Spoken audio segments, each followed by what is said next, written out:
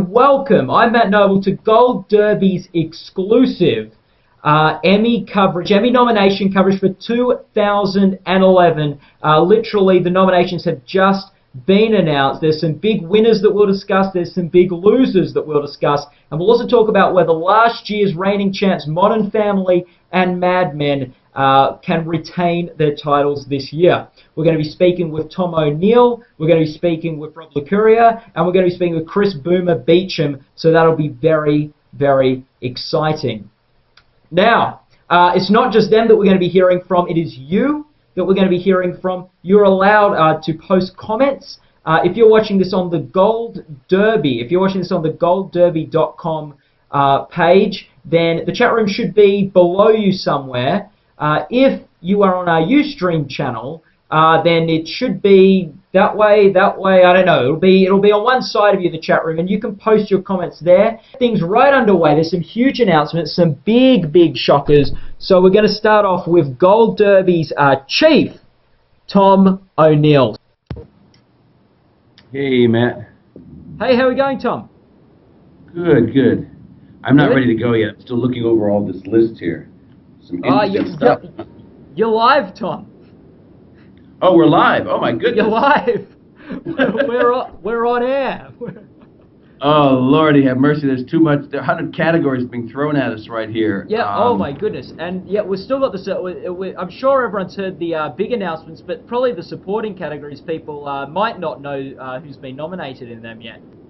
In supporting for comedy actors, yes, I've got the list right here. We've got Sophia Vergara, Jane Krakowski, we've got Kristen Wiig, Julie Bowen, Betty White, and Jane Lynch. Yes. So, no huge surprises there. The big news is in the supporting comedy actor category, and that is... Can you fill me in on that, Tom? Yes, Ed O'Neill got in. This is amazing. Last year, Ed. Remember, Ed O'Neill was considered to be the lead player of Modern Family, and he graciously said, well, all of us are going to dip down to supporting. This is an ensemble show, and it backfired on him. All the male leads got nominated except him, all the adult males in the show. And the snub was particularly horrible because, going back to his days on Married with Children, that show never got recognition in a major category. It never won an Emmy. It's one of the longest running shows in the history of TV, never to win an Emmy over its 11 seasons. So he finally got in, and that was great. As did all of the cast. That's the astounding thing. All four made it in. Yes, all of them. Oh, breaking news. So, who are they up against? Chris Colfer and John Cryer. John Cryer. That's pretty big news in itself. It is, but Neil Patrick Harris didn't get nominated. That's a big, surprising snub. Huge snub. Yeah, for How I Met Your Mother. And it looks like there might be some the sentiment for that 2.5 Men drama seems to have. Do you reckon that has helped John Cryer at all? Oh, it has. Plus, he won 2 years ago. Remember, so that bodes very well for him. Yeah, they obviously preferred him the year he beat Neil Patrick Harris for the win. So perhaps we shouldn't be so surprised that he's the one that's lasted longer in the category. Right. I think the big headline this morning is Friday Night Lights. That it got in across the board. And remember, this show has never gotten any major Emmy love. Up until last year when the two leads were nominated, it was not nominated for Best Drama Series, and now it's off the air. And it was rescued by this bizarre deal with DirecTV where they took on some of the cost of production to help rescue a show that the critics loved and that swept the awards at the TV Critics Association and elsewhere, but the public wasn't watching and the Emmys were ignoring. So last year it finally gets those nominations for the two leads, and now it gets the farewell hug from the Academy, and it's a player, Matt. I think it has a possibility of winning. I think there's going to be a groundswell of support for this show across Hollywood, and remember, it's all about buzz, and remember this as well, the Emmy nominations, the Emmy voting period is long. This show is still 2 months away. Yeah. Do you agree? Do you think it could win? I think of of any shows, well, we had Dexter, Boardwalk Empire, The Good Wife, and Mad Men, which we were pretty sure were all getting in. I think of any so we had two sort of empty slots, and I think Friday Night Lights is one of the maybe the only show that could have made it in those slots that could actually have now can contend for the win. So I think it can. I actually think Mad Men's biggest competition could be from The Good Wife, though I'm sure Rob will have a bit to say about that when we talk to him. And Friday Night Lights, the other one that's sort of a network hybrid with DirecTV. So, yeah, I think Friday Night Lights could go the distance. Yeah, well, let's set up this race because it's probably the most dramatic race, literally, at the Emmys. We know that it's probably a foregone conclusion that Modern Family will win again on the comedy side. What's going on here is Mad Men has won 3 years in a row. Now, West Wing won 4 years in a row. The LA Law won 4 times, not consecutively, but Hill Street Blues did. So the momentum is on the side of Mad Men. However, Boardwalk Empire has swept the board so far. It won the Golden Globe. It won the Screen Actors Guild Award, and it's got all this momentum. But they're both old news. Both of those shows aired in 2010, and they may be out of sight, out of mind. That helps the shows like the two chief rivals, The Good Wife and Friday Night Lights, which were both airing original episodes in May, as recently as that.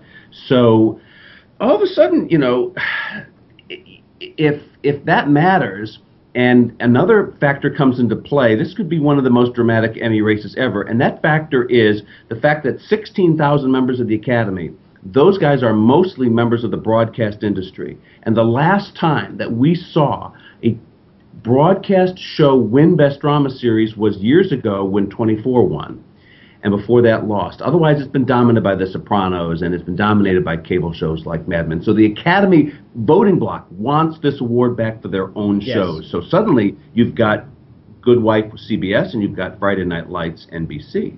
Interesting. Yeah, and it's also worth noting that the Friday Night Lights got a writing nomination that it broke into that category last year too. So the series finals got nominated. We've just got our first comment in the chat room, Tom. Someone wanting to know about what about the guest acting categories. So do we want to have a quick look at them? Sure. I have not yet pulled those up. This is all being thrown at us so fast. Do you have the list? I'm getting up guest actor in a comedy series right now, so that's loading as we speak. Okay, and while you do that, let's talk about the other big story this morning. That's the Big Bang Theory here. Not just in for Best Comedy Series, but also Johnny Galecki nominated against Jim Parsons. This is amazing. Now, what makes this so fascinating is, in a way, I like to think of the Big Bang Theory as the third rock from the sun of this year. And that was a case of where a few years ago, John Lithgow won Best Comedy Actor, and then the show finally got nominated. So his win seemed to open the door for the show to get in. But now it's got this enormous momentum. Best Comedy Series nomination, both leads. And you know, we saw that happen many years ago with The Odd Couple when Jack Klugman and Tony Randall got in. But I think that may be the only example in modern times. Yeah, no, definitely. I know I'd agree with that. We do have the guest comedy actor things up. We've got Idris Elba from The Big C has gotten in. Zach Galifianakis for hosting Saturday Night Live. Matt Damon and Will Arnett from 30 Rock. Nathan Lane from Modern Family, and Justin Timberlake for Saturday Night Live. The huge news there, I think, is John Lithgow for How I Met Your Mother has missed out. Yes, and that's astounding because he won last year for Dexter. He's an Emmy magnet. Of course, we just talked about his Third Rock from the Sun victory. And it wasn't just any role he played on How I Met Your Mother. He played the father of Neil Patrick Harris, who was also snubbed today. That's really major oversight. Yeah, so it seems like the voters may have moved on from How I Met Your Mother.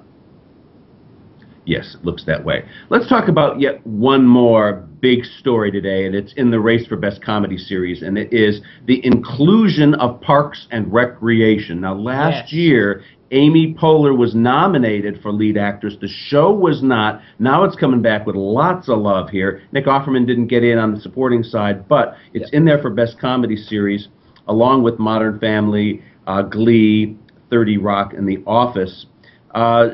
You know, Parks and Rec, I don't think it has enough oomph to win here. I think the potential winners, if there's a spoiler over Modern Family, are The Big Bang Theory and I don't know. Do you think Glee could finally do it, Matt? It won the Golden Globe 2 years in a row. It wouldn't shock me a Glee win, but I wouldn't predict it. I don't think it appeals to the Academy demographics. So it wouldn't shock me. It's a budget. I think there's perhaps maybe hope for The Office because it's Steve Carell's last year, and it will be interesting to see whether they treat this as a final season of The Office. Right. A comment from Mario here. Yep. Yes, I couldn't believe my jaw hit the floor too when Kyra Sedgwick was not nominated. The winner last year, Best Drama Actress, snubbed here. Wow, just days after the final season of that show debuted on TNT. Yep. Ouch. Yeah, that's huge. I can't believe Mariska Hargitay has outlasted Kyra Sedgwick in this category. Just predict it. Just predict. The last 2 or 3 years, I haven't predicted her, and it's been a mistake, obviously. Yeah, well, I guess there is a bit of precedent for this. There's a bit of precedent with Jeremy Piven didn't get nominated the year after he won, and I think Terry O'Quinn got snubbed the year after he.